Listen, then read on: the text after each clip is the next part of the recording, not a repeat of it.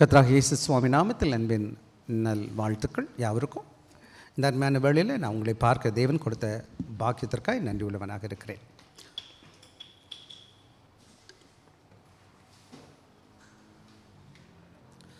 தொடர்ந்து வந்ததுக்காக நன்றி. வராத பிள்ளைங்களை உற்சாகப்படுத்துங்க, வர பாருங்கள். நம்ம எல்லோரும் இணைந்து தேவனை ஆராதிக்கணும், மகிமைப்படுத்தணும். இன்றைக்கி நான் தொடர்ந்து உங்களோடு கூட பேசிக்கிட்டு இருக்கேன். நீங்கள்லாம் தொடர்ந்து வருகிறீங்க. நீங்கள் எல்லோரும் நான் முதல்ல போன வாரம் சொன்னது போல் உங்களை எல்லாரையும் ஒரு ஊழியர்களாக நான் பார்த்துக்கிட்டு இருக்கிறேன். ஒவ்வொருமே என்னவா இருக்கிறோன்னு சொல்லுங்கள் பார்க்கலாம். நானும் நீங்களும் ஒவ்வொருவரையும் ஆண்டவர் எங்கே இருக்கிறீங்களோ அங்கே நீங்கள் ஆண்டவரோட மகனாக மகளாக இருக்கிறீங்க, அவரோட சாட்சியாக இருக்கிறீங்க. அவரோட ஊழியத்தை நீங்கள் என்ன செய்கிறீங்க, தெரிந்தோ தெரியாமலோ செஞ்சுக்கிட்டு இருக்கீங்க, சைலண்ட்டாக செய்கிறீங்க, உங்களுக்கே தெரியாமல் அங்கே ஆண்டவரோட மகனாக மகளாக இருக்கிறீங்க. எனவே இந்த வேளையில் நான் என்ன சொல்ல போகிறேன்னு கேட்டிங்கன்னா, வருகிற காலங்களில் நீங்கள் அடுத்த நிலைமைக்கு உயர்த்தப்படணும். என்ன பண்ணணும்? மேலே மேலே மேலே போகணும். இன்றைக்கி பார்த்திங்கன்னா அழகான பிள்ளைங்க 2 பேரும் நல்லா டை போட்டு ஒயிட் ஷர்ட் கட்டி எல்லாம் பாட்டெலாம் பாடினாங்க. அதே போல் அங்கே இருக்கிறவங்களும் முன்னாடி வரணும். நம்ம எல்லாம் சேர்ந்து என்ன பண்ணணும், ஒன்று கொஞ்சம் லேட் ஆகுது, பரவாயில்லை, முன்னாடி வாங்க. நம்ம எல்லாம் அதே அப்புறம் பின்னாடி வாலிப பிள்ளைங்க இருக்கிறாங்க, இசைக்கருவி வாசிக்கிறாங்க. வரப்போகிற நாட்களில் அந்த 3 வாலிப பிள்ளைகளும் என்ன செய்யணும்னு நினைக்கிறேன், வெளியில் வந்து போதிக்கணும், வழி நடத்தணும். அப்புறம் அந்த சின்ன குட்டி பிள்ளைங்களை என்ன செய்யணும், இங்கே வந்து ஊழியம் பார்க்கணும். சரிதான்? நமக்கு கற்றுக்கிறோமா இல்லாமல் எல்லோரும்? இன்றைக்கி ஒரு தீர்மானம், அடுத்த வருஷத்தில் நம்ம என்ன செய்ய போகிறோம், நம்ம எல்லோரும் சேர்ந்து ஆண்டோட ஊழியத்தை சபையிலையும் செய்வோம், சமுதாயத்துலேயும் செய்வோம். சரிவா நம்ம பிள்ளைங்களா? சரி, இன்றைக்கி நான் ஒரு சில காரியங்களை வேகமாக சொல்லிவிட்டு நம்ம கடந்து போகலாம். சரியா? வேதத்திலேருந்து எடுத்துக்கோங்க ஒரு பகுதியை. மத்தேயு எழுதின சுவிசேஷம் 28வது அதிகாரம் 18, 19, 20. மன்னிக்கணும், பாலுக்கு அப்புறமா நம்ம ஜெயிச்சிரும். சரியா? எடுத்துட்டிங்களா எல்லோரும் பைபிளை? இப்போ பைபிள் எடுத்துட்டிங்கன்னா, பைபிள் எடுத்தவங்க என்ன பண்ண போகிறீங்கன்னு கேட்டால், ஒவ்வொன்றையும் நிறுத்தி நிதானமாக என்ன செய்ய போகிறோம், வாசிக்கப்போ. வாசிக்கலாமா? எடுத்தவங்க வாசிக்க. நிறுத்தி நிதானமாக சத்தத்தை உயர்த்தி வாசிக்கணும். ஒவ்வொருத்தரும் எல்லோரும் சேர்ந்து ஒரு நிமிஷம் எல்லோரும் வாசிக்கணும்னு நான் எதிர்பார்க்குறேன். நீங்கள் எல்லோரும் எடுத்துக்கணும். எல்லாம் எடுத்துக்கிட்டீங்களாப்பா? பைபிள் எங்கே இருக்குது? பழைய ஏற்பாட்டில், புதிய ஏற்பாட்டில் 47வது பக்கம். பைபிள் எத்தனை பேர்கிட்ட இல்லை? தேசம் இல்லைன்னா சொல்லுங்கள், அவங்க பைபிள் கொடுத்துருவாங்க. எல்லாம் எடுத்துக்கிட்டீங்களா? கையில் பைபிள் இருக்கா? ஒரே கோரஸாக ஒரே மாதிரி வாசிக்க போகிறோம். நான் தொடங்க போகிறேன், நீங்கள் முடிக்க போகிறீங்க. பண்ணலாமா? அப்புறம் நான் முதல்ல சொல்லி கொடுத்துருக்கேன், கமா வரும்போது ஒரு சின்ன நிறுத்தம், புல் ஸ்டாப் வரும்போது மூச்சு விட்டுறணும். எப்பப்பெல்லாம் கமா வருதுன்னா என்னது, அப்போ அது வரை என்ன சேர்ந்து வாசிக்கணும். வாசிக்கலாமா? நீங்களாம் எல்லாம் சேர்ந்து வாசிக்க கற்றுருக்கீங்க, வாசிக்க போகிறீங்க. அப்பொழுது இயேசு நோக்கி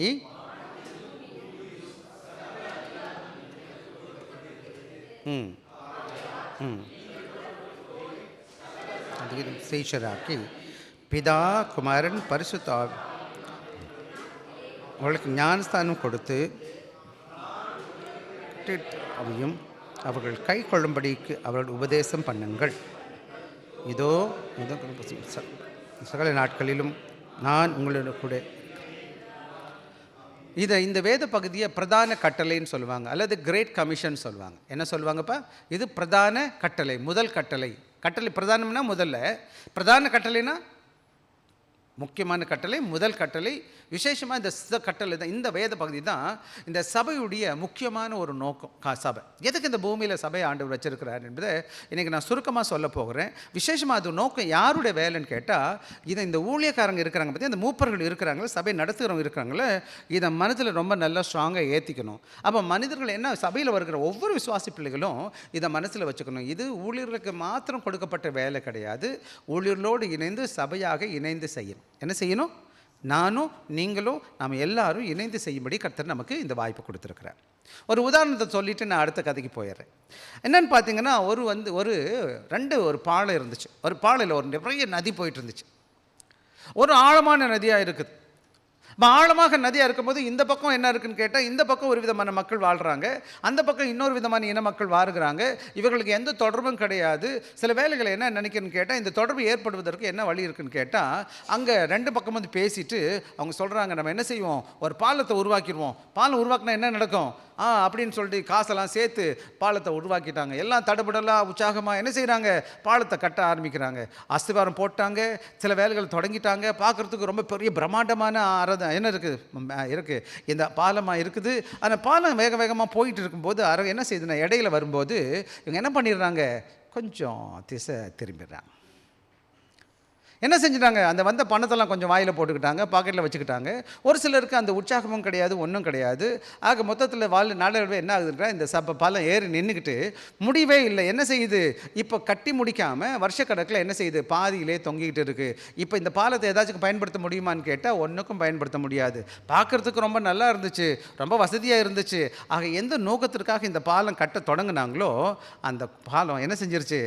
அரைகுறையாக நின்றுச்சு. ஆக அதை போல தான் பல வேலைகளில் ஒரு ஆள் சொன்னான்னா, இந்த பாலம் கட்டி முடிக்காமல் இருக்கிறதுனால இது ஆபத்தாக இருக்குது அப்படின்னு சொல்லிட்டு. இப்போது பாதியில் எல்லாம் வச்சுக்கோங்க, நல்ல ஆறு ஓடுது, நடுவில் என்ன போட்டிருப்பானுங்க? காலம்னு சொல்லுவாங்கல்ல, அந்த பில்லர்லாம் போட்டிருப்பான். முதலையாச்சும் கட்டி இருந்துச்சு, நிறைய ஃப்ரீயாக இருந்துச்சு, கப்பலோ போட்டோ போகலாம். இப்போ என்னாச்சு? இடையில தூணெல்லாம் நிப்பாட்டி வச்சுருக்கிறானுங்க. இப்போ பிரயோஜனமாக இருக்கான்னு கேட்டால் காரும் போக முடியாது, யாரும் போக முடியாது. கீழே என்ன இருக்குது? இது பிரயோஜனம் இல்லாமல் காணப்படும். அதே போல தான் இன்றைக்கி பல வேலைகளில் நம்முடைய திருச்சபை எப்படி இருக்குன்னு கேட்டிங்கன்னா, இந்த சமுதாயத்திற்கும் நமக்கும் உள்ள பாலம் என்னப்பா? சபை என்னது? இந்த உலகத்தில் கடவுளை அறியாதவனுக்கும் கடவுளை அறிஞ்ச உங்களுக்கும் இடையில என்னவா இருக்குன்னு கேட்டிங்கன்னா, ஒரு பாலமாக இருக்குது. ஆக இந்த பாலத்தில் அந்த இயேசு அறிஞ்சு கொண்ட மக்கள்லாம் என்ன செய்கிறாங்கன்னு கேட்டிங்கன்னா, உற்சாகமாக இயேசு கிறிஸ்துவின் பிள்ளைகளை உள்ளே வந்துட்டாங்க. ஆனால் என்ன பண்ணுறாங்கன்னு கேட்டிங்கன்னா, நாளடைவில் அவங்க எந்த நோக்கத்திற்காக சபைக்குள்ளே வந்தாங்கன்றதை புரிய மறந்துட்டாங்க. என்ன பண்ணிட்டாங்க? எதை மறந்துட்டாங்க? எதுக்கே உங்களை கடவுள் கூட்டிகிட்டு வந்தாருன்னு நினைக்கிறீங்க? நீ எல்லாரும் என்னையா பண்ணணும்? நீங்களும் நானும் ஏசாமிக்கு மடியில் என்ன செஞ்சுருக்கோம்? ஏசாமி எனக்கு தெரியும், அவனுக்கு இயேசுவை தெரியாது. அப்போ நான் யார்யா? பாலம். சொல்லுங்கள் பார்க்கலாம். நான் தான் அந்த பாலம். இந்த பாலம் என்ன பண்ணுதுன்னு கேட்டிங்கன்னா, அதோடைய கடமையை செய்யாமல் இருக்குது. கட்டி முடிக்காத பாலம் மாதிரி இருக்குது. புரியுதா நான் சொன்னது? ஏதாச்சும் தம்பிகளுக்கு அவனுக்கு சொல்லுது புரியுதா? நான் 2 பேரும் சண்டை போட்டான்னு வச்சுக்கோங்க, நான் தான் பாலமாக இருக்கேன். 2 பேரும் சமாதானம் ஆக்கணுமா இல்லையா? தெரியாதவங்க நான் தானே சொல்ல முடியும். சாமி இந்த பூமியில் என்ன பண்ணியிருக்கிறாருன்னு கேட்டிங்கன்னா, என்னையும் உங்களையும் அவருடைய வாயா, அவருடைய காலா, அவருடைய கையாக வச்சுருக்கிறார். இந்த பூமியில் அவர் நற்செய்தியை எனக்கு சொல்லி கொடுத்துருக்கிறாரு. இப்போ வச்சுக்கோங்களேன், ரூபன் ஐயாவுக்கு சின்ன குழந்தை பிறந்தா, சின்னவன் 3வது. அவர் சும்மா இருப்பாரா? என்னையா பண்ணீங்க? யார்கிட்ட சொல்லியிருப்பார்? அவங்க சொந்த பந்தம் எல்லாத்துட்டையும் சொல்லியிருப்பார். எனக்கு அருமையான ஒரு குட்டி. இன்னும் சொல்ல போனால் அந்த சின்ன குட்டி வந்தபோது எங்களுக்கு சந்தோஷம். சபைக்குள்ளே வந்து அப்படி நடந்து தெரியுது. அவருக்கு எவ்வளோ சந்தோஷமாக இருந்திருக்கும். எப்படியா இருக்கும்? நற்செய்தினா என்னங்கய்யா? நற்செய்தினா என்னையா? அல்ல நற்செய்தினா நல்ல செய்தினா என்ன அர்த்தம்? சந்தோஷமான செய்தி, ஒரு நல்ல காரியம் நடந்திருக்கு, என் பிள்ளை பிறந்திருக்கிறான், 10ஆம் கிளாஸில் பாஸ் ஆகிட்டான், அல்லது சகோதரி சிவசக்திக்கு மகனுக்கு இப்போ கல்யாணம், ஏதோ ஒரு நல்ல காரியம் நடந்திருக்கு. எத்தனை பேர் சொல்லாமல் இருப்பீங்க சொல்லுங்கள்? சொல்லாது கூட கேட்பாங்க, ஏன் சொல்லலைன்னு. அது ஒரு பகுதி இருக்குது. சொல்லாமல் இருக்கிறதுக்கு நம்மளுக்கும் பொறுக்க முடியாதுல்ல. எப்படி நம்ம சொல்லாமல் இருப்போம்? சொல்லாமல் இருப்பீங்களாயா? தம்பி கவினுக்கு ஒரு பிள்ளை பிறந்திருக்கு. அவர் சும்மா இருப்பாரா? உடனே லீவ் போட்டு ஓடி போயிட்டார். நான் போய் பார்த்துட்டு வரேன். நல்ல செய்தியை அடக்கி வச்சா அது நல்ல செய்தி இல்லை. நல்ல செய்தியை சொன்னால் தான் அது நல்ல செய்தி. அந்த சந்தோஷத்தை நான் மட்டும் வச்சுருந்தா அது நல்ல செய்தியா? வச்சுக்கோங்க, நான் பாஸ் ஆகிட்டேன், யாருக்கும் சொல்ல மாட்டேன். எனக்கு கல்யாணம் ஆகுது, நான் யாருக்கும் சொல்ல மாட்டேன். எனக்கு ஆம்பளை பிள்ளை பிறந்திருக்கா, பொம்பளை பிள்ளை பிறந்திருக்கு, நான் யாருக்கும் சொல்ல மாட்டேன். அதே நம்ம துக்கமான செய்தி மாதிரி சுக்கத்தில் கூட சொல்கிறாங்க எல்லாருக்கும்.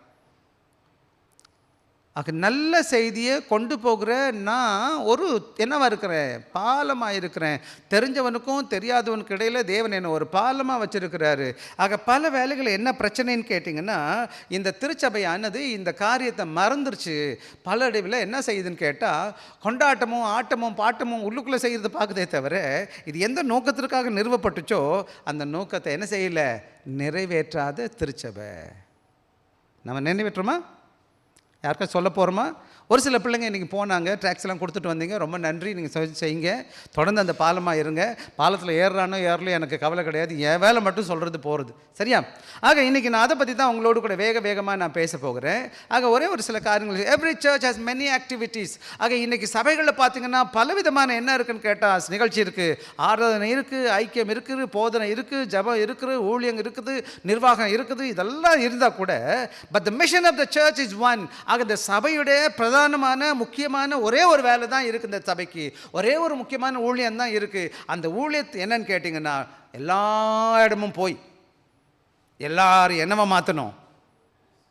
வாசிங்க அந்த 20வது வசனத்தில் 19வது வசனத்தை.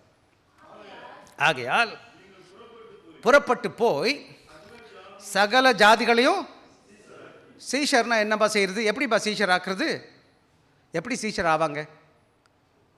போய் நான் சொன்னதானே கேட்பாங்க. தம்பி ஜெபிக்கும் போது ஒரு நல்ல ஜெபம் பண்ணார், ரோமர் 10வது அதிகாரத்தை பற்றி. அனுப்பப்படாவிட்டால் எவ்வளவு கேள்விப்படுவான், கேள்விப்படாட்டா எப்படி விசுவாசிப்பான், எப்படி விசுவாசிக்கலன்னா ஆண்டோட என்ன செய்ய, ஆண்டோட ரட்சிக்கப்படுவான். பவுல் அழகான கேள்வி கேட்டுட்ருக்காரு. இன்னொரு நாளைக்கு அந்த ஏரியாவை நம்ம பார்ப்போம். ஆனால் ஒன்று மட்டும் நல்லா புரிஞ்சுங்க, நான் என்ன செய்யணும்னு கேட்டிங்கன்னா, இந்த நல்ல செய்தியை அனுப்புறதுக்கு தான் சபைக்குள்ள கடவுள் வேலை எப்படி தெரியுமா சொன்னார், போயின்றார். எப்படிப்பா சொன்னமா, போகணுமா, எங்கே போகணும், இந்த நல்ல செய்தி எடுத்துக்கிட்டு நான் என்ன செய்யணும், தெரு தெருவாக வீடு வீடாக கிராமமாக போகிறது தான் இன்றைக்கி சபை. இன்றைக்கி நீங்களாம் சில பிள்ளைங்க ஆண்டவரை அறிஞ்சிருக்கீங்கன்னா அதுக்கு ஒரே ஒரு காரணம் யான்னு கேட்டால், யாரோ எங்கள் வாழ்க்கையில் ஒரு என்னவா இருக்காங்க, பாலமாக இருந்து இந்த நல்ல செய்தி எனக்கு கொண்டு வந்தாங்க. அந்த நற்செய்தியை நான் கேட்டதுனால அந்த ஆண்டவராக இயேசு பிள்ளையாக மாற்றிட்டு இன்றைக்கி நான் சபைக்குள்ளே வந்து உட்காந்துருக்கிறேன். ஆனால் இந்த பாலத்தோட வேலை முடியல, இதில் நிறையா பேரை ஏற்றி கொண்டு போகணும் இயேசுவுக்கு. சரியா? ஆக இங்கே கவனமாக கவனிக்க வேண்டிய பாடம் என்னன்னு கேட்டால், great commission is not optional. அதே சமயத்தில் இந்த தேவனுடைய ஊழியம் ஆனது, இந்த பிரதான கட்டளை என்பது என்ன கிடையாதுன்னு கேட்டிங்கன்னா, செஞ்சால் செய்யலாமா அது பரவாயில்லன்னு, அதுக்கு ஆப்ஷனில் என்ன கிடையாதுன்னு கேட்டால், செய்யலாமா வேணாமான்னு விடக்கூடாது. அதுக்கு பதிலாக இது என்னன்னு கேட்டால், இட்ஸ் நாட் மிஷனரி ஒன்லி. சில வேலைகள் என்ன நினைக்கலாம், ஊழியக்காரங்க மாத்திரம் தான் செய்யணும், மிஷனரி ஊழியங்க மட்டும்தான் செய்யணும்னு சொல்லி, it's for the whole church, especially for the elders. அதே போல் இந்த சபை, இந்த ஊழியம் யாருடையதுன்னு கேட்டிங்கன்னா, இந்த சபையில் இருக்கிற ஒவ்வொரு சின்னவங்களும் பெரியவங்களும், விசேஷமாக சிறு பிள்ளைங்க கூட பெரியவங்களும் கூட வயோதிபர்களுக்கு கூட இந்த ஊழியத்தை என்ன செய்யணும், பங்கு கொள்ளணும். எனக்கு ஒரு சின்ன வயசில் ரொம்ப வருஷம் முன்னாடி படித்த படிப்பு, ஒரு சகோதரி அம்மா கொரியாவில் ஒரு வயதான தாயார் என்ன செஞ்சாங்களாம், இயேசுவை ஏற்றுக்கிட்டாங்களாம். ரொம்ப அவங்களுக்கு ஏதோ இருந்துச்சா நல்லபடியாக ஏற்றுக்கிட்டா அவங்களுக்கு படிக்க தெரியாது எழுத தெரியாதவங்க என்ன பண்ணுவாங்கன்னு கேட்டிங்கன்னா, 2 பெரிய அட்டையில் இயேசுவை பற்றி எழுதிக்கிட்டாங்க. 2 அட்டையில் ரொம்ப பெருசாக எழுதிக்கிட்டாங்க இயேசு உன்னை நேசிக்கிறார், உனக்கு என்ன செய்யும், உன்னை அவர் ரட்சிப்பார் அப்படின்னு ரொம்ப பெரிய கதை எழுதிட்டு மட்டும் என்ன பின்னாடி என்ன போட்டார், அவங்க சர்ச் பேர் எழுதிக்கிட்டாங்க. எல்லாரும் எங்கெங்கே கூட்டமாக நிற்பாங்களோ, காலேஜஸில் அங்கெல்லாம் நிற்பாங்களோ, அவங்க என்ன செய்வாங்க, அந்த கூட்டத்துக்குள்ளே போயிடுவாங்களாம். போயிட்டு என்ன செய்வாங்க, அப்படி நிற்பாங்க.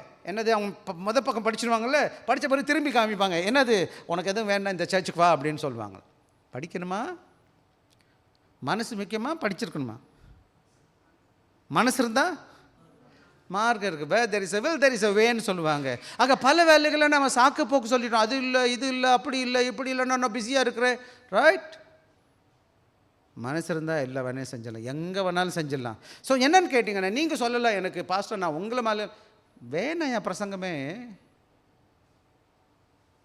நீங்கள் கடவுள் கொடுத்த வார்த்தையை சொல்கிறதுக்கு பதிலாக நிறைய டெக்னிக்ஸ் இருக்குயா, உங்களுக்கு மனசு இருக்கான்னு கேட்டு பாருங்கள். ஆக இதில் ஒரு சபையும் செய்யணும். விசேஷமாக ஊழியர்களாக வரப்போகிற பிள்ளைங்க ஊழியத்தில் எதுக்காக கடவுள் அழைச்சிருக்கார், வேகமாக போயிடுவோம், நம்ம நேரம் ஆகும் போது சீசன் லீட்ஸ் காட்ஸ் பீப்பிள். விசேஷமாக தலைவர்கள், சபைக்கு தலைவர்களாக இருக்கிற நாம, விசேஷமாக என்னை போல் நீங்கள் போல் ஊழியக்காரங்க, பின்னாடி நாட்களில் நீங்கள் எல்லாருமே ஊழியக்காரங்களாக ஆகணும், ஒவ்வொரு சபையை பொறுப்பெடுத்து நடத்தணும். உங்களோட கனமான வேலை என்ன தெரியுமா, இந்த நல்ல செய்தியை என்ன செய்யணும், எல்லாருக்கும் கொண்டு போகணும். ஒவ்வொன்றா நம்ம பேசிடுவோமா, நம்ம வாக்கலாமா? ஆக என்னன்னு கேட்டிங்கன்னா, சிம்பிள் கொஸ்டின், இன்றைக்கி இருக்க திருச்சபையில், இன்றைக்கி இருக்க நம்முடைய திருச்சபை, விசேஷமாக நம்ம இருக்கிற சபையோ நம்ம போகிற திருச்சபையோ, ஆண்டோட ஊழியமானது சுவிசேஷமானது என்னது விஸ்தாரமாக செல்வதற்கு மற்ற இடங்களுக்கு அனுப்பப்படுதா, மூப்பர்கள் செய்கிறாங்களா? நான் என்னால் முடிஞ்சது மட்டும் ட்ரை பண்ணுறோம், நீங்கள் பார்க்கணும். அது மாத்திரம் கிடையாது, ஃபுல்ஃபில்லிங் கிரேட் கமிஷன், ஆண்டவராக இயேசு கிறிஸ்து கொன்னதான இந்த கட்டளையை நம்ம நிறைவேற்றுக்கிறோமான்னு நம்ம கேட்கணும். 3வது என்ன முக்கியமாக கேட்கணும், இன்றைக்கி அதனால் இதை குறித்து நம்ம இன்றைக்கி எப்படி இந்த சபை இந்த சுவிசேஷ பணியை, இந்த நற்செய்தியை மென்மேலும் எடுத்து போகணும் என்பதை நம்ம பார்க்க போகிறோம். உங்களுக்கு நான் என்ன செஞ்சுருக்கேன்னு கேட்டால், கையில் ஒரு இது கொடுத்துருக்குறேன், அதில் நான் எழுதி வச்சுருக்கிறேன், நற்செய்தி பணிக்கான அதிகாரம். பொதுவாக தலைப்புக்கு என்ன போட்டிருக்கேன், மூப்பர்களும் திருச்சபையின் பணியும் நற்செய்தி பணியை முன்னேற்றுதல் அப்படின்னு தலைப்பில் போட்டிருக்கேன். ஆங்கிலத்தில் தமிழில் 2 மொழியிலும் இருக்குது. ஆங்கிலத்தில் இங்கே வச்சுருக்கிறேன், தயவுசெய்து தமிழில் போட்டிருக்கேன், ஆங்கிலமும் ஒரு சிலருக்கு இருக்குது, வாங்கிக்கோங்க. ஒவ்வொன்றா நம்ம பார்க்க போகிறோம். ரைட், என் கூட நீ வேகமாக பார்க்கலாமா? வேகமாக பார்ப்போம் வாங்க. 18வது வசனத்தை எனக்காக வாசிங்கப்பா. அப்பொழுது இயேசு சமீபத்தில் வந்து அவர்களை நோக்கி, வானத்திலும் பூமியிலும் சகல அதிகாரமும் கொடுக்கப்பட்டிருக்கு. இந்த உலகத்தில் படைத்த ஆண்டவராக elder under the authority of Christ authority ஆக இந்த மூப்பர்கள் யாருடைய தலைமைத்துவத்தில் இருக்கிறாங்கன்னு கேட்டிங்கன்னா, இந்த அதிகாரம் எங்கே கிடைச்சிருக்குன்னு கேட்டிங்க, இந்த சபையுடைய அதிகாரம் எங்கே இருக்குன்னு கேட்டிங்கன்னா, இந்த உலகத்தை படைத்த ஆண்டவரிடத்திலிருந்து வந்து கிறிஸ்துவிடத்தில் வந்திருக்குது. இந்த கிறிஸ்து யாராக இருக்கிறார்? எபேசியர் 1வது அதிகாரம் 22 23வது வசனம் யாராச்சும் வாசிக்கலாம்.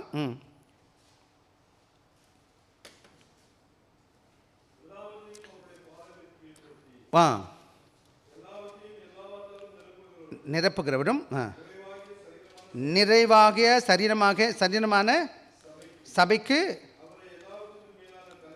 அவரே தலையாக இருக்க. இயேசு கிறிஸ்து தான் இந்த சபையிலுடைய எல்லாத்துக்கும் தலைவானவர்.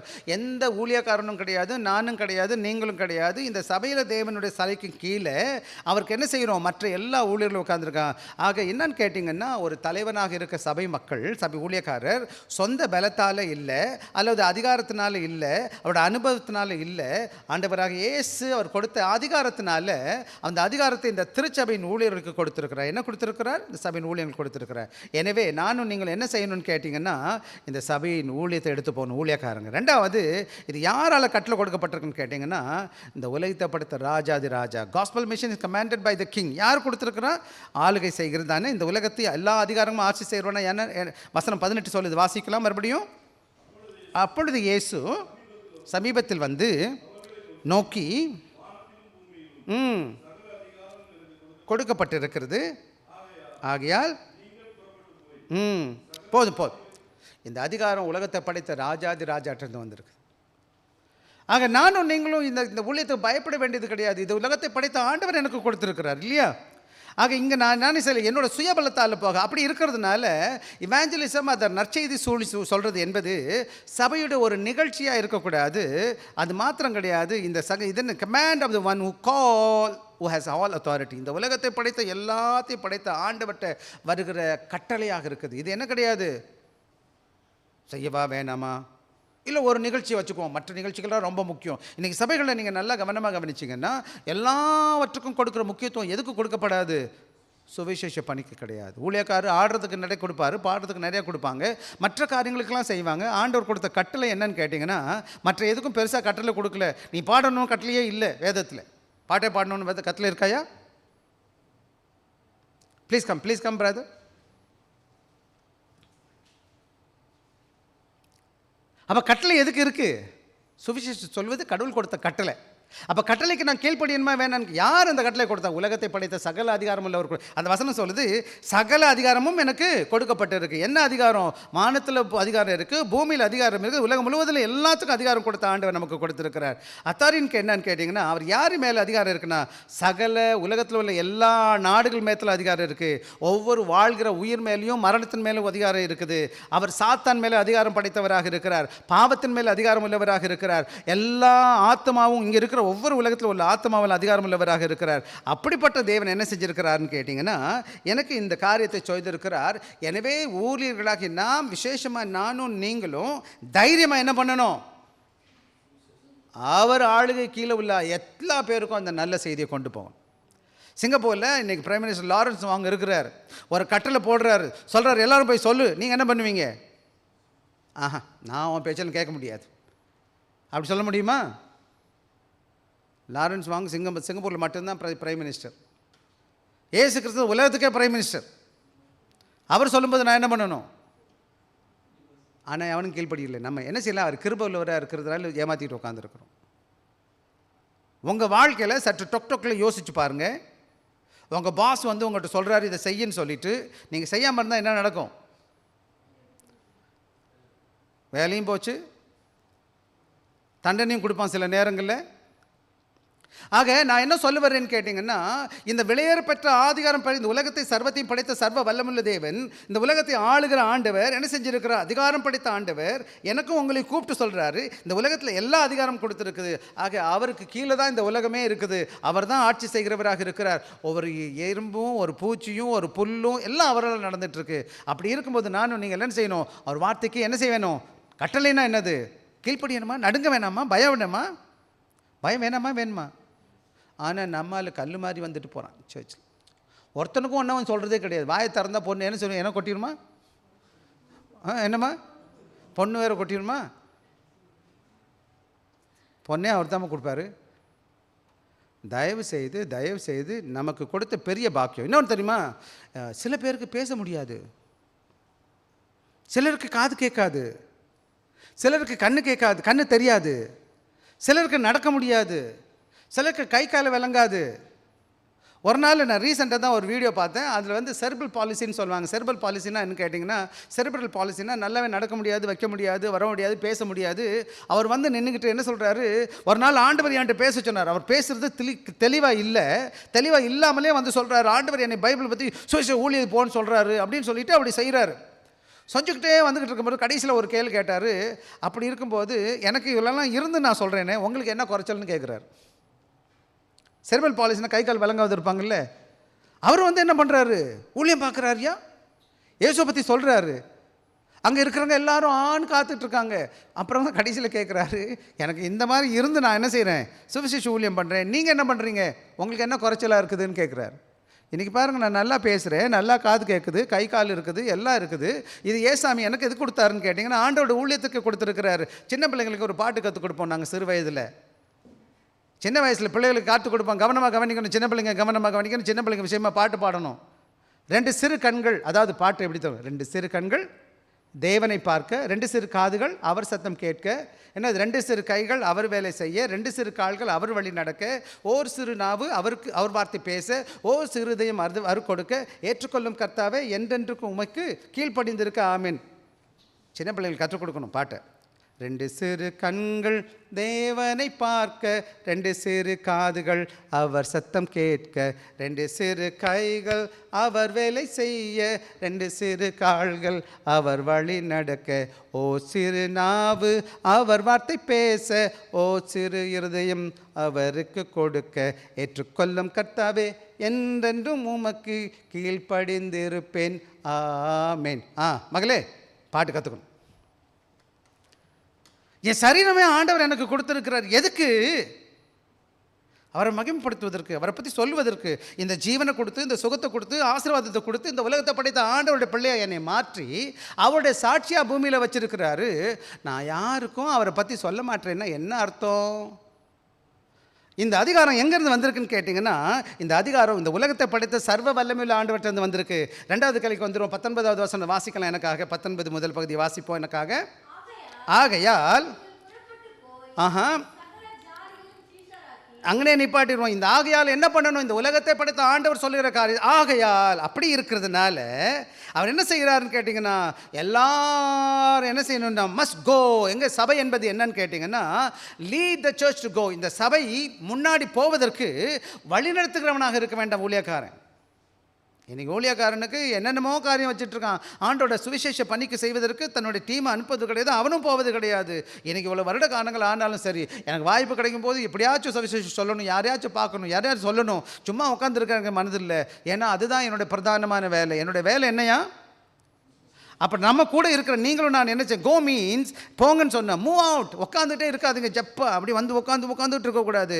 சபையில் என்னோடய ஆசை என்ன தெரியுமா? சபைக்கு வர்றவங்களை காட்டிலும் அதிகமான மக்கள் போயிருக்கணும் ஊழியத்துக்கு. 2 பேர் தான் இதுவரை அனுப்பியிருக்கேன். எல்லோரும் ஊழியத்துக்கு போகணும். எல்லோரும் சபை ஊழியம். ஒவ்வொரு சபை சிங்கப்பூர்லேருந்து 30 சபை அந்த இந்தியாவில் இருக்கிற இடங்களெல்லாம் ஒவ்வொரு சர்ச்சாக ஓப்பன் பண்ணணும். நீங்கள் எல்லோரும் ஒவ்வொருத்தருக்கும் ஊழியக்காரங்களை மாற்றிடணும். பாஸ்டர், நான் வந்து உங்களுக்கு ஆர்டினேஷன் கொடுக்குறேன். ஆக இது கனமான ஊழியம். போன என்னது? மூவ் அவுட் போங்க, ரீச் அவுட். போய் மற்றவங்களுக்கு இல்லாதவங்களுக்கு பார்க்க போங்க. Step out. இருக்கிற கம்ஃபர்ட் ஜோனை விட்டுட்டு வெளியில் வைங்க.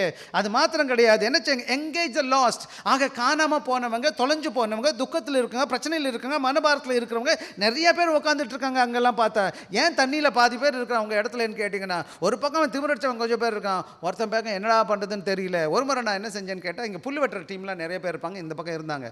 ஒரு நாள் போனேன். ஒருத்தன் அந்த அழுது விட்டேன். என்னோட ஏன்டாப்பா அழுகிற அப்படின்னு கேட்டேன். சார், இந்த மாதிரி என் தங்கச்சி இறந்து போச்சு சார். ஏன்டா இறந்து போச்சு?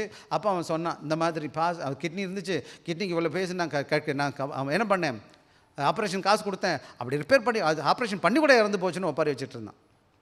அப்புறம் நான் பார்த்து கவலைப்படாத, அப்புறம் பேசி வந்தேன்னு வச்சுக்கோங்களேன். ஆக இங்கே ஒவ்வொருத்தரோட மனபாரமும் போராட்டமும் கஷ்டங்களும் எனக்கு ஆண்டவரை பற்றி சொல்லக்கூடிய ஒரு பெரிய பாக்கியம். நீங்கள் வீடை தேடி போகணும். நம்ம உட்காந்த இடத்துல யாரும் வரமாட்டாங்க. ஏசு சாமியை பரலோகத்திலே இருந்துட்டு உன்னை நேசிக்கிறேன்னு சொல்லலை. அவர் என்ன செஞ்சார்? அவர் இருக்கத்தை விட்டுட்டு இறங்கி புறப்பட்டு வந்தார். ஆக இன்றைக்கி சபை என்ன செய்யணும்னு கேட்டிங்கன்னா, சபைக்குள்ளேயே உட்காந்துக்கிட்டு ப்ரோக்ராம் பண்ணிக்கிட்டு ஆட்டம் பாட்டு பாடிக்கிட்டு கொட்டடிச்சுக்கிட்டு அல்லலுயா அல்லலுயான்னு பாடுறது இல்லை கிறிஸ்தவம். கிறிஸ்தவம் என்பது என்னன்னு கேட்டிங்கன்னா, என்ன செய்யணும்? போகணும். எங்கம்மா போகணும்? Go out. சபைக்குள்ளே வரணுமா போகணுமா? சபைக்கு வந்து கற்றுக்கிட்டு போகணும். சபையில் வந்து எல்லோரும் கூட்டிகிட்டு வரணும். நான் you must bring them, teach them, என்னென்ன சொல்லிக் கொடுக்கணும். ஆனால் வந்து 10 வருஷம் 5 வருஷம் இருக்கும்போது நான் வெளியில் போய் இயேசுவை பற்றி சொல்லி, ஆண்டவர் எனக்கு நன்மை செய்திருக்கிறார், என்னை ஆசீர்வதிச்சிருக்கிறார், எனக்கு கிருபை அளிச்சிருக்கிறார், நான் இப்படிப்பட்ட வாழ்க்கை வாழ்ந்துருக்கிறேன், இன்றைக்கி நான் இந்த அளவுக்கு கடவுளை வழி நடத்தியிருக்கிறார், உனக்கு நான் இந்த நல்ல செய்தி வேணும் வா. இன்னொரு முக்கியமான காரியம் ஏன் சொல்லணும்னு கேட்டிங்கன்னா, இன்றைக்கி என்னோடய சொந்த பந்தக்காரங்களோ இந்த உலகத்தில் இருக்கிறவர் என்ன செய்வாங்கன்னு கேட்டிங்கன்னா, யார் யார் இந்த பூமியில் இருந்துருவாங்க, நரகத்துக்கு போயிடுவாங்க இயேசு அறியலைன்னா. நான் போய் சொல்லிட்டேன்னா அவங்க எங்கே போவாங்க? எத்தனை பேர் உங்களை சொந்தக்காரங்களை நேசிக்கிறீங்க? ரொம்ப வேணாம், உங்கள் சொந்தக்காரங்களை வேணாம், உங்கள் வீட்டுக்காரம்மாவை நேசிக்கிறீங்க, வீட்டுக்குள்ளே உள்ளவங்க. எத்தனை பேர் உங்கள் பிள்ளைங்களை நேசிக்கிறீங்க? எத்தனை பேர் உங்கள் அம்மா அப்பாவை நேசிக்கிறீங்க? எத்தனை பேர் சுகத்தோடு வாழணும்னு ஆசைப்படுறீங்க? எல்லோரும். எத்தனை பேர் இவங்கெல்லாம் பரலோகத்துக்கு போகணுன்னு நீங்கள் நினைக்கிறீங்க? அவங்க பரலோகத்துக்கு போனால் யார் அவங்களுக்கு பரலோகத்துக்கு கூட்டு போகிறதுக்கு வழி சொல்கிறது? நீங்கள் மட்டும் நல்லா இருக்கணும்னு நினச்சிங்கன்னா நீங்கள் நல்லா சாப்பிடுங்க, சந்தோஷமாக இருங்க. பரலோகத்தில் பார்க்கும்போது இங்கே அம்மா அப்பா தாத்தா பாட்டி சொந்த பந்தம்னு சொன்னவங்களாம் அங்கே யாரும் ஒருத்தர் இருக்க மாட்டாங்க. சில வேலைகளில் நான் டாக்டர் ஆகணும், என் பிள்ளை இன்ஜினியர் ஆகணும், நான் அப்படி வாங்கணும் இப்படி வாங்கணும், நான் உலகத்தில் போட்டு செலவு பண்ணுறேன். ஆண்டவரை பற்றி சொல்வதற்கு எனக்கு நேரமும் கிடையாது, வாய்ப்பும் கிடையாது. என்ன நினைக்கிறேன்னா, என் பிள்ளை இந்த உலகத்திலே நல்லா இருக்கட்டும்னு நினைக்கிறேன். நான் நினைக்கிறேன் என் பிள்ளை டாக்டர் ஆகட்டும் பரவாயில்ல, இன்ஜினியர் ஆகட்டும் பரவாயில்ல, ஏசாமி பிள்ளையாக இருந்தால் போதும், பரலோகத்துக்கு வந்து சேரட்டும். ஆனால் படிக்க வைங்க, முயற்சி செய்யுங்க. நீங்கள் நேசிக்கிறவங்க பரலோகத்துக்கு போகணுமா நரகத்துக்கு போகணுமா அது உங்கள் கையில் இருக்குது. நீங்கள் சொல்லலை, அவங்களுக்கு தெரியாது. அது இங்கே இன்னொரு பார்த்தீங்கன்னா எங்கே போகணும்னு சொல்லுதுன்னா 19வது நீங்கள் புறப்பட்டு போய் என்ன சகல ஜாதினா என்னமா அர்த்தம்?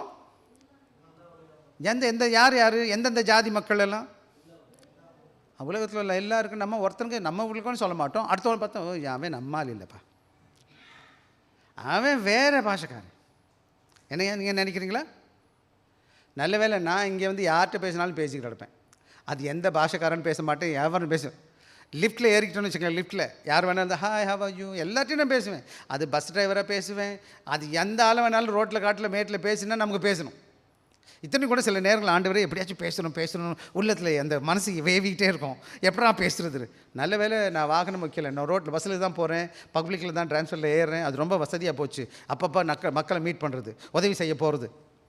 ஆக இங்கே பார்த்தீங்கன்னா சிங்கப்பூரில் எப்படின்னு கேட்டிங்கன்னா மிஷன் ஃபீல்ட் இன்க்ளூட்ஸ், அதாவது மிஷன் ஃபீல்ட் அப்படின்னா சிங்கப்பூரில் பார்த்தீங்கன்னா இங்கே விசேஷமாக நீங்கள் பார்த்தீங்கன்னா பலவிதமான கலாச்சார பின்னணி உள்ள மார்க்கத்தை சார்ந்த மக்கள் கூடி வாழ்கிறாங்க. மலாய்க்காரங்க இருக்காங்க, சீனர்கள் இருக்கிறாங்க, இந்தியர்கள் இருக்கிறாங்க, மற்ற பிலிப்பினோஸ் இருக்கிறாங்க, என்னென்ன வியட்நாமிஸ் இருக்காங்க, பர்மிஸ் இருக்கிறாங்க. ஆக உலகத்தில் உள்ள அத்தனை நாட்டு மக்களும் சிங்கப்பூரில் இருக்கிறாங்க. நான் உலகத்தில் எல்லா நாட்டுக்கும் போக தேவை கிடையாது, இந்த நாட்டில் உட்காந்துக்கிட்டே எங்கே போயிடலாம், எல்லா ஊருக்கும் போன மாதிரி எல்லாரையும் சந்திச்சிடலாம். விசேஷமாக இந்தியாவிலேருந்து எத்தனை பேர் இருக்காங்க, பங்களாதேஷ்லேருந்து எத்தனை பேர் இருக்கிறாங்க, மியான்மர்லேருந்து எத்தனை பேர் இருக்காங்க, சைனாலேருந்து எத்தனை பேர் இருக்கிறாங்க. ஒரே ஒரு ட்ராமட்டிக்கு போனால் போதும், அத்தனை பேரும் ஒரே ட்ராமட்டிக்கில் பார்த்துடலாம். நான் எவ்வளோ வெளிநாட்டுக்கு மக்கள் இருக்காங்கன்னு சொன்னால் குறைஞ்ச 200,000 பேர் இங்கே இருக்கிறாங்க. 200,000, அதாவது 2 லட்சம் மக்களுக்கு மேலே என்ன செய்கிறாங்க வெளிநாட்டு மக்கள். நான் இந்தியாவிலேயோ மற்ற நாட்டிலே போய் ஊழியம் செய்வதற்கு எவ்வளோ செலவாகும் எனக்கு. நான் இங்கே போய் ஐஎஸ்ஓ பற்றி சொல்வதுக்கு என்ன இருக்குது, இங்கே நிறைய பேர். அதுதான் இந்த மாலை ஊழியத்தோட முக்கியமான நோக்கம் என்னன்னு கேட்டால், ஆண்டவர் அறியாத இந்திய பிள்ளைகளை நாம் ஆண்டவருக்குள்ளே வழி நடத்தணும். அதுக்கு நீங்கள் தான் ஆண்டவரோட பாலமாக இருக்க போகிறீங்க. மைக்ரண்ட் ஒர்க்கர்ஸ் பல ஊர்கள் குடும்பத்தை விட்டுட்டு வந்திருக்கிறாங்க, ஃபேமிலிஸ், அதுவும் மாற்றம் கிடையாது. சில வேளை அவர்கள் மாற்றம் வரல, அவருடைய குடும்பத்தோடு வந்து தங்கி இருக்கிறாங்க, அவங்க குடும்பம் இங்கே தான் நம்ம கூட இருக்காங்க. அது மாத்திரம் கிடையாது, இன்டர்நேஷனல் பல வேலைகள் பல நாட்டில் இந்த பிள்ளைங்க படிச்சுட்டு இருக்கிறாங்க. சிங்கப்பூரில் இங்கே ஆர்பின்னு ஒன்று இருக்குது, அங்கே பார்த்தீங்கன்னா நிறைய பேர் வெளியிலேருந்து படிக்கிறாங்க. யார் இவங்களுக்கு ஆண்டவரை பற்றி சொல்லுவாங்க? மனபாரத்தோடு இருக்கிறாங்க, குடிச்சு வெறிச்சு நாசமாக இருக்கிறாங்க, நல்லது கட்ட தெரியாமல் இருக்கிறாங்க. நீங்கள் அவர்களை நேசிக்கிறீங்கன்னா, அன்பாக இருக்கிறீங்கன்னா, அவங்க நம்மளை பல வேலைகள் நம்ம பயம் என்னென்னா அவங்க நம்மளை கேட்க மாட்டாங்க. நீங்கள் ஏன் பயப்படுறீங்க? ஜெபம் பண்ணுங்க, சொல்கிறது சொல்லுங்கள், கேட்டால் கேட்குறாங்க, இல்லாட்டி பரவாயில்ல. அது மாதிரி நெய்பர்ஸ் அண்ட் கலீக்ஸ், நம்ம வீட்டை சுற்றியும் ஆளுங்க இருக்கிறாங்க. என் வீட்டில் நிறைய பேர்ட்ட நான் பேசிகிட்டு இருப்பேன். நம்மளோட படிக்கிறவங்க இருக்கிறாங்க, நம்மளோட வேலை பார்க்கறவங்க இருக்கிறாங்க. எல்லாருக்கும் நான் என்ன செய்யணும்? எல்லா மக்களுக்கும் நான் நல்லது சொல்லணும் அன்பான பிள்ளைகளே. எவ்ரி ட்ரைப், எவ்ரி லாங்குவேஜ், அதாவது எந்த மொழி பேசுகிற மக்களாக இருந்தாலும் அல்லது எல்லா இனமான மக்களால் இன்னும் என்னுடைய கடமை என்னன்னு கேட்டிங்கன்னா, ஆண்டவரை பற்றி நான் சொல்வதற்கு இந்த செய்தி ஊழியம் காணப்படுகிறது. இது நம்ம ஊழியக்காரன் செய்யும். அது மாத்திரம் கிடையாது, அது இப்படிப்பட்ட பார்வையை நம்ம திருச்சபையிலையும் திருச்சபைக்கு வெளியிலையும் நம்ம உருவாக்கணும். அதுதான் ரொம்ப முக்கியமான காரியம். 19வது கடைசி வாசிங்க என்ன செய்யணும்னு கேட்டிங்கன்னா, அவர்களை சீஷராக மாற்றணும். என்னவா மாற்றணுமா? சீஷராக்கினா என்னமா அர்த்தம்? பல வேளைகளில் நம்ம சபையில் எல்லாம் விசுவாசிகளாக இருக்கிறாங்க, சீஷராக மாற்றப்படலை. வருவாங்க, உட்காருங்க, தோற்றுறோம், நான் யார்? நான் ஜீசஸ் புள்ளன்னு சொல்லுவாங்க. வாழ்க்கையில் இயேசு கிறிஸ்துவின் சீஷராக மாற்றப்படலை. இன்றைக்கி அதுதான் அடுத்த வருட டாபிக் நான் பேச போகிறேன். ஆக நீங்களும் நான் என்ன, child did not say go increase membership. Christ did not say go and increase membership. He said make disciples, learners and followers. ஆக பல வேளைகளில் இயேசு கிறிஸ்து என்னை பார்த்து சொல்லலை, போய் நம்பரை மட்டும் கூட்டு சபை மக்கள் பெருசாகட்டும், நிறைய பேர் வந்து உட்காந்து ஆடிக்கிட்டு கிடக்கட்டும் அப்படின்னு சொல்லலை. போய் என்னவா மாற்றணும்? நான் எல்லாரையும், நானும் நீங்களும் சீஷனாக காணப்படுகிறோம். என்னவா இருக்கிறோம்ப்பா? சீஷன்னா என்ன அர்த்தம் தெரியுமா? அதை பற்றி இன்னொரு நாளைக்கு ரொம்ப வருஷம் முன்னாடி பேசியிருக்கேன். சீஷன்னா கற்றுக்கொள்கிறவன். என்னவாப்பா?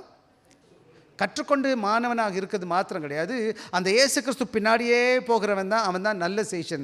ஆக நானும் கற்றுக்கொண்டு ஆண்டோட வசனத்தை கேட்டு அவரோட மாணவனாக, லேர்னராக, படிக்கிற மாணவனாக போல இருந்து அவர் பின்னாடியே நான் போகணும். யார் பின்னாடியே போகணும்? இயேசு கிறிஸ்து பின்னாடி என்ன சொல்லிக் கொடுத்தாரோ அதை செய்கிறவனாய் காணப்படும். Elder must ensure sound teaching. எனவே நான் கற்றுக்கொள்வதற்கு மூப்பருடைய வேலை என்னென்னா, கருத்தாக ஆழமாக தேவ சத்தியத்தை பேசணும், ஆவிக்கிற வளர்ச்சியை பார்க்கணும், ட்ரூ உண்மையான மனமாற்றம் இருக்கான்னு பார்க்கணும், அவர்கள் உண்மையாக விசுவாசத்தோடு கீழ்ப்படுகிறான்னு பார்க்கணும். அது மாத்திரம் கிடையாது, ஒரு கிறிஸ்தவ சிஷ்யன் எப்படி இருக்கணும்னா இயேசுவை போல காணப்படணும். எப்படி இருக்கணும்ப்பா? வெறும் சபைக்கு வந்து போனால் மட்டும் பத்தாது, ஆண்டவரை போல மாறுவதற்கு நம்மளை ஒப்பு கொடுக்கணும். வாங்க, நேரம் இல்லை, அடுத்தது 19-20 கடைசி பகுதி வாசிங்கப்பா. எனக்கு அது பிதா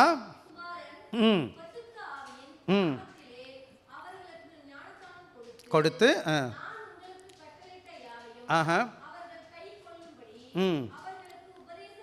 போதும். ஆக என்ன பண்ணணும்னு கேட்டிங்கன்னா, அவர்களுக்கு ஞானஸ்தானம் கொடுக்கணும். அப்படின்னா என்ன அர்த்தம்? அவங்க இயேசு கிறிஸ்துவை ஏற்றுக்கொண்டு இருக்கிறாங்க. கண்டவர் இயேசுவை பற்றி போய் சொல்லுறேன், வெளியில் ஒருத்தர் சொல்கிறேன், அவர் ஆண்டவரோட மகனாக மாறிட்டார், அவர் இயேசுன் பிள்ளையாக ஏற்றுக்கொண்டார். ஆக உண்மையான இயேசுவை ஏற்றுக்கொண்டாரா இல்லை என்பதுக்கு அவர் என்ன செய்வார்? எல்லாருக்கும் முன்னாடி அவர் உள்ளான விசுவாசத்தை மற்றவங்களுக்கு முன்னாடி அறிக்கை செய்கிறது தான் ஞானஸ்தானம். ஞானஸ்தானத்தினால என்ன கிடையாதுன்னு கேட்டால், ரட்சிக்கப்பட மாட்டாங்க. ரட்சிக்கப்பட்டதுனால ஞானஸ்தானம் கொடுக்குறோம். எதுக்கு கொடுக்குறோன்னு கேட்டிங்கன்னா, அந்த சகோதரர் சொல்கிறார், நான் இனிமேல் ஆண்டவருக்காக வாழப்போகிறேன்னு சொல்லிட்டு. அது மாத்திரம் கிடையாது, இந்த சபையில் அங்கத்தினராக மாறுவதற்கு ஒரு படி என்னன்னு கேட்டிங்கன்னா, ஒரு வழி என்னன்னு கேட்டால், நான் சபையில் என்ன செய்யணும்?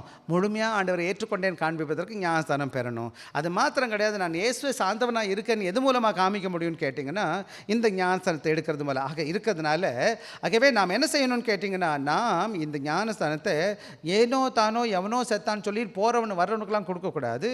அவன் இயேசு கிறிஸ்துவின் பிள்ளையாக மாறி இருக்கிறானா, அல்லது ஆண்டவர் பிரியமாக வாழ விரும்புகிறானா, ஆண்டவரை கீழ்ப்படிந்து இந்த உலகத்தில் வாழ்வானான்னு புரிஞ்சுக்கிட்டு என்ன செய்ய, அப்படிப்பட்டவங்களுக்கு தான் ஞானஸ்தானம் கொடுக்கணும். சில சபையில் என்ன பண்ணுவாங்கன்னு கேட்டிங்கன்னா, வந்த நாள் 2வது நாள் ஒரு நாள் போட்டு டப்புக்குன்னு முக்கி போடா கேட்டால் ஞானஸ்தானம் கொடுத்துட்டான்.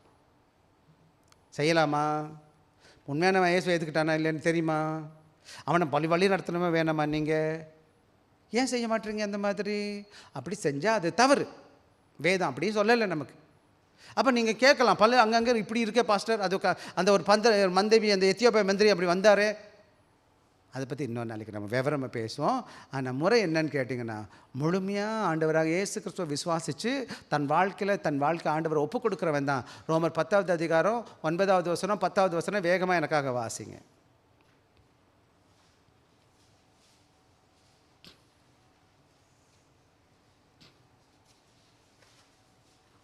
ரோமர் 10:9-10 என்னவென்றால், கர்த்தராகிய இயேசுவை உன் வாயினாலே அறிக்கையிட்டு தேவன் அவரை மரித்தோரில் இருந்து எழுப்பினான் என்று உன் இருதயத்தில் விசுவாசித்தால் ரட்சிக்கப்படுவாய். நீதி உண்டாக விசுவாசிக்கப்படும், ஆக இங்கே பார்த்தீங்கன்னா 2 காரியம் நடக்குது. ஒன்று, விசுவாசிக்கிறேன்னா உள்ளத்தில், ஆக ரட்சிப்பு முழுமையாக பெறுவதற்கு என்ன செய்யணும்னா, என் வாழ்க்கையில் அறிக்கை பண்ணணும். என்ன செய்யணும்? ஏசு கிறிஸ்துவை என் வாழ்க்கையில் சொந்த ரட்சகராக ஏற்றிருக்கேன்னு அறிக்கை பண்ணுவதற்கு என்ன செய்யணும்? அந்த நபருக்கு வாய்ப்பு கொடுக்குறோம். அதுக்கு தான் இந்த ஞானஸ்தானம் கொடுக்குறோமே தவிர, எனவே நாம் என்ன செய்யணும்? இங்கே ஞானஸ்தானம் கொடுக்கும்போது மூப்பர்கள் கவனமாக கவனித்து கொடுக்கணும். அந்த மகனுக்கு இந்த உண்மையான அர்த்தம் புரிஞ்சிருக்கா புரியலையான்னு பார்க்கணும்.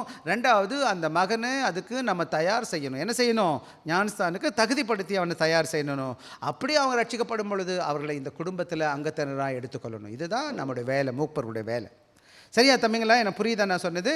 ஆக 3வது காரியம், அடுத்த பகுதி என்னன்னு பார்த்தீங்கன்னா, டீச்சிங் தெம். என்ன செய்யணும்? 20வது வசனத்தில் முதல் பகுதி, நான் உங்களுக்கு கட்டளையிட்ட யாவையும். இன்னொரு முக்கியமான காரியம் என்னன்னு கேட்டிங்கன்னா, அவங்களுக்கு கருத்தாக ஆண்டோட வசனத்தை என்ன செய்யணும்? போதிக்கணும். இதுதான் இந்த சபையில் நான் செஞ்சுக்கிட்டு உட்காந்துருக்கிறேன். நீங்கள் சண்டே ஒவ்வொரு ஞாயிற்றுத்தோறும் வருகிறீங்க. வரும்பொழுது நான் நிறையா இசைக்கருவி பாடிச்சுக்கிட்டு என்னது கதையாக சொல்லாமல் கர்த்தருடைய வசனத்தை என்ன செய்ய வாசித்து அது கிரமமாக சொல்வதற்கு காரணம் என்னன்னு கேட்டிங்கன்னா, நீங்கள் இந்த வேதம் சொல்லுது, நான் கற்றுக் கொடுத்த எல்லாத்தையும் அவர்களுக்கு என்ன செய்யணுமா? நான் உபதேசம் பண்ணணும். அது என்னது? எனக்கு கட்டளை. என்னப்பா கட்டளைன்னா என்னம்மா செய்யணும்? நான் கண்டிப்பாக செய்யணும். அவங்களுக்கு என்ன பிடிக்குன்றது கிடையாது. ஆண்டவர் என்ன சொல்லுகிறாரோ அது என்ன பண்ணணும்னு கேட்டால், வசனத்தை கேட்க கேட்க கேட்க இந்த வசனம் என்ன செய்யும்னு கேட்டிங்கன்னா, இந்த காதில் கேட்டு அந்த மண்டையில் சேர்ந்து போய் என் இருதயத்தை என்ன செஞ்சிடும்? கொஞ்சம் கொஞ்சமாக மாற்றிக்கிட்டே வந்துட்டுருக்கோம். நீங்கள் சில வேலைகள் வந்து போகும்போது உங்கள் உள்ளத்தில் ஏதோ பேசின மாதிரி இருக்குது. நான் பேசலை, ஏசாமி தான் பேசுகிறாரு, அவரோட ஆவியானவர் தான் உங்களை உணர்த்துகிறாரு. உங்கள் உள்ளத்தில் ஒரு சின்ன மனமாற்றம் ஏற்படுது. ஒரு தீர்மானம் நீங்கள் தீர்மானிக்கிற, இனிமேல் நான் ஆண்டவர் பிள்ளையாக இருக்கணும், ஆண்டவர் பிரியமாக இருக்கணும் பேசி யோசிக்கிறீங்களா இல்லையா? யார் சொல்கிறா இதை? ஆண்டோட வசனத்தினால கர்த்தரோட ஆவியானவர் உங்கள்கிட்ட பேசிகிட்டு இருக்கிறார். அது மாத்திரம் கிடையாது. அதனால் மூப்பர்கள் என்ன பண்ணணும்னு கேட்டிங்கன்னா, சரியான நல்ல ஆரோக்கியமான போதனைகளை ஆண்டவரோட ஊழியக்காரங்க போதிக்கணும். அது மாத்திரம் டிஃபெண்ட் தப்பான உபதேசங்கள் வரும்போது அதுக்கு எதிர்த்து நின்று ஊழியக்காரங்க செய்யணும். விசேஷமாக மூப்பர்கள் செய்யணும். அப்புறம் சின்ன புது விசுவாசிகளை நல்ல ஊழியக்காரங்க என்ன செய்யணும்? அவங்கள நல்லபடியாக பக்குவமோடு வழி நடத்த மென்டோரிங் சொல்லுவாங்க, யங் பிளைவர்ஸ்ன்னு சொல்லுவாங்க, மாடல் டு ஒபீடியன்ஸ் கிரைஸ்ட். மற்ற மூப்பர்கள் என்ன செய்கிறாங்க? சின்னவங்க முதல் இந்த வாலிப பிள்ளைங்க புதுசாக வந்தவங்களுக்கு நல்ல மாதிரியாக இருக்கணும் ஊழியக்காரங்க. அதை தான் நம்ம பார்த்துக்கோம். Teaching complete the disciple making process. ஆக போதனை இல்லாமல் யாரையும் நாம் முழுமையான சீஷனாக மாற்ற முடியாது. அப்போ நான் கேட்காம கடவுளோட பிள்ளையாக மாற முடியுமா? சபைக்கு ஏன் வரணும்? ஆண்டோட வசனத்தை கேட்கணும், ஆண்டோட பிள்ளைகளை பார்க்கணும், ஆண்டோட அன்பிலையும் ஐக்கியத்தில் வளரணும். கர்த்தரோட வசனத்தை கேட்க கேட்க கேட்க கேட்க நான் மறுபடி என்ன செய்யணும்? மெதுமெதுவாக என்ன செஞ்சிட்ருக்கேன்? ஆண்டோட மகனாக மாறிக்கிட்டே வந்துக்கிட்டு இருக்கிறேன். இதுக்கு தான் இந்த சபையுடைய பிரதான வேலை. இங்கே வந்துட்டு நம்ம என்ன செய்யக்கூடாது? வந்துட்டு அட்டெண்டன்ஸ் போட்டுட்டு அப்படியே திரும்பி போவோம்னா என்ன பிரயோஜனம் சொல்லுங்கள்? எனவே ஜாக்கிரதையாக இருக்கணும். 3வது முக்கியமான காரியம் என்னன்னு கேட்டிங்கன்னா, அப்படி இருக்கும்போது கடைசி வசனம் சொல்லுது, நான் இதோ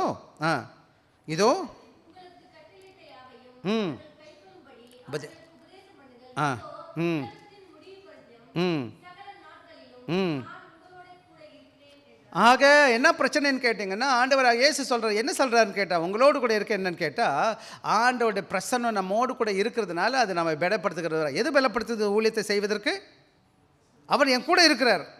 நான் சுவிசேஷ ஊழியம் பண்ணும்போது யார் இருக்கிறார்? என் கூட இருக்கிறார்.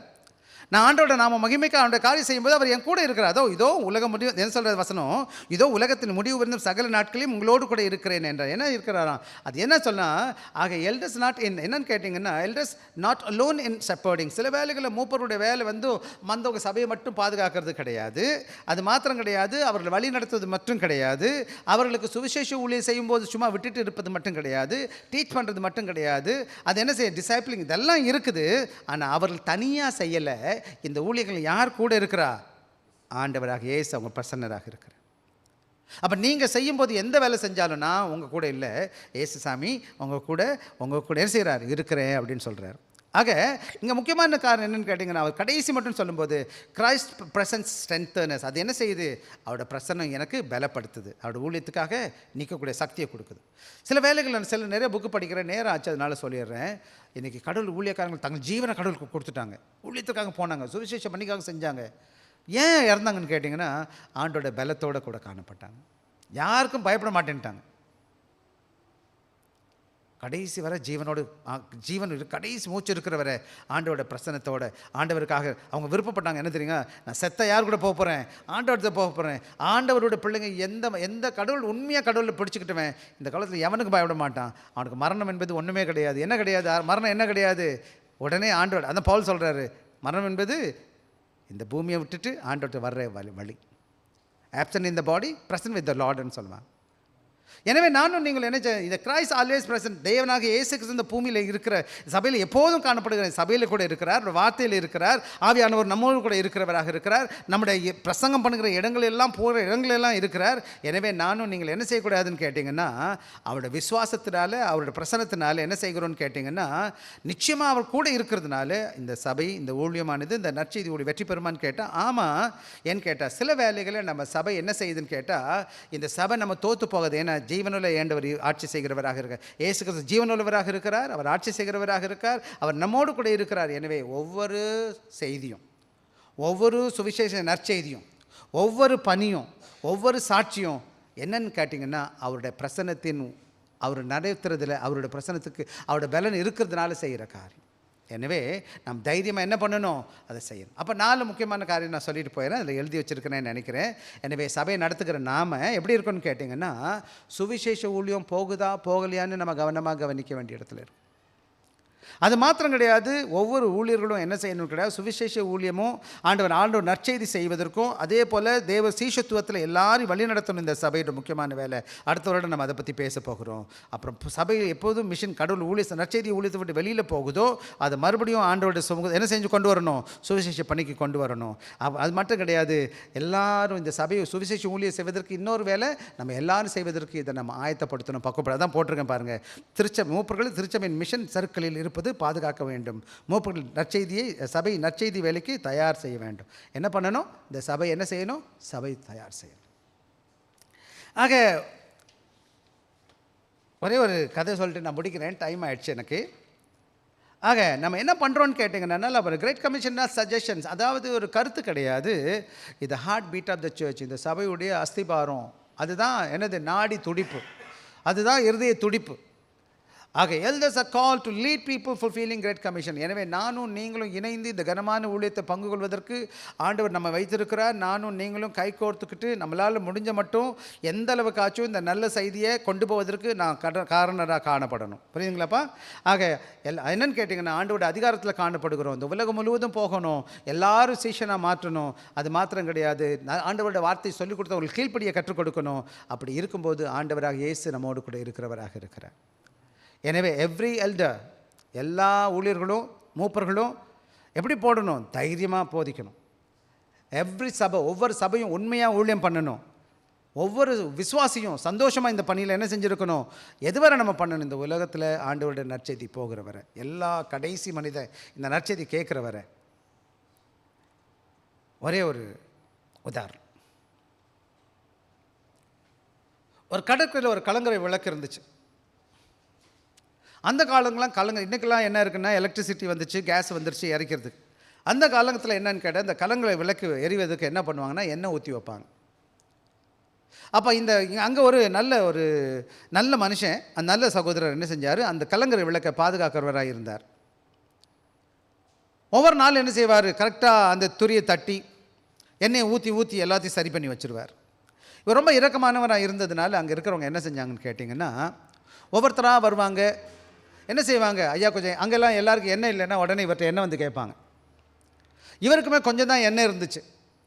இன்னும் சொல்லப்போனால் அடுத்த நாளுக்கு தான் இருக்குது, ஒரு நாளுக்கு தான் அந்த எண்ணெய் இருக்குது. இவர் என்ன பண்ணுறாருன்னு கேட்டால், உங்கள் வயசான அம்மா வர்றாங்க, ஐயா கொஞ்சம் எண்ணெய் கொடுக்கணுன்னு அவர் கொஞ்சம் கொடுத்துட்றாரு. அப்புறம் ஒரு விவசாயி வர்றாரு, ஐயா என் கலப்பைக்கு எனக்கு அந்த இது கொஞ்சம் அது கொடுத்துட்றாரு. ஒரு மீனம் வர்றான், ஐயா கொஞ்சம் எனக்கு என்ன கொடுங்கன்னா எனக்கு கொடுத்துட்றாரு. கடைசியில் என்ன ஆகுதுன்னு கேட்டிங்கன்னா, இவருக்கு எண்ணெய் முடிஞ்சிருச்சு. ஆனால் அடுத்த நாளுக்கு இந்த எண்ணெய் ஊற்றுறதுக்கு என்ன கிடையாது. அடுத்த நாள் கலங்கரை விளக்கில் என்ன கிடையாது, வெளிச்சம் கிடையாது. வெளிச்சம் கிடையாது, என்ன போச்சு, இப்போது நிறையா கப்பல் சேதமாகி செத்து போயிட்டாங்க. இன்றைக்கி சபை தன்னோட வெளிச்சத்தை இழந்து போய் கிடக்குது. உங்களுடைய வேலை, என்னுடைய வேலை பிரகாசிக்கணும். என்னுடைய வேலை, உங்களுடைய வேலை மற்றவங்களுக்கு குழியில் விழுந்தாதே, ஆபத்தில் போகாதபடி, நரகத்தில் போகாதபடி அவங்களுக்கு வெளிச்சம் காட்டி அவங்களுக்கு நல்லதில் கொண்டு போய் விடணும். ஆனால் இன்றைக்கி இருக்கிற வீடு சபை எப்படி இருக்குன்னு கேட்டால், இருண்டு போய் கிடக்குது, யாருக்குமே வெளிச்சம் தெரியல. காரணம் என்னன்னு கேட்டிங்கன்னா, இந்த விளக்கு என்ன செய்யலை, எண்ணெய் ஊற்றாத விளக்காக இருக்குது, அதனால் எரியாத விளக்காக இருக்குது, எல்லாம் மங்கி போன விளக்காக இருக்குது, சிலர் இருண்டு போன விளக்காக இருக்குது, சில வேலை அமர்ந்து போன விளக்காக இருக்குது. ஆக மொத்தத்தில் என்ன ஆச்சுன்னா, சபை கலங்கரை விளக்காக இருந்தது ஒரு காலத்தில், எனக்கு கலங்கரை விளக்கு இல்லை, இது என்னாச்சு, கூத்தடிக்கிற கூத்து, வெளிச்சம் இல்லை. எனவே நானும் நீங்களும் நல்ல கவனமாக கவனிக்கணும். நீங்கள் ஒவ்வொருவருக்கும் விலையேறப்பட்ட பாக்கியத்தை ஆண்டவர் கொடுத்துருக்கிறார். ஆண்டவர் நற்செய்தி கொடுத்த அன்பான பிள்ளைகள், நான் சொல்லிட்டு முடிக்கிறேன். நானும் ஆண்டவர் அறியாத குடும்பத்திலேருந்து பிறந்து வந்தவன். எனக்கு ஆண்டு யார் தெரியாது. ஆனால் நான் நன்றி செலுத்துக்கிறேன், யாரோ எனக்கு வழிகாட்டி இன்றைக்கி ஆண்டோட மகனாக மாற்றிருக்கிறான்.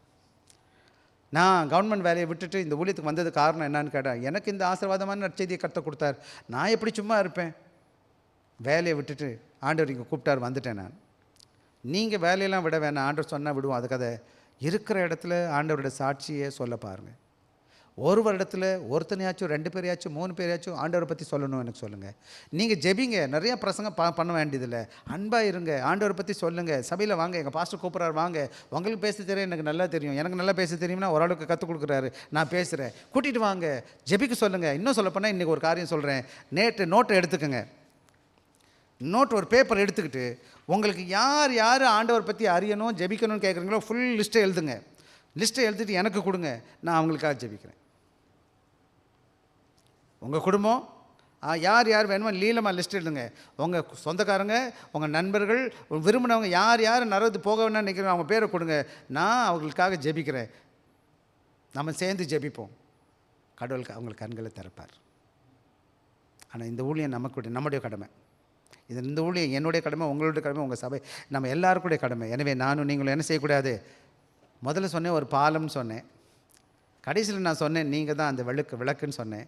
வெளிச்சம் கொடுக்குற விளக்கா, விளக்கம் இல்லாத விளக்கா, நீங்கள் யோசிச்சு பாருங்கள். கர்த்தர் உங்களை ஆசீர்வதிப்பார். வாங்க தம்பி.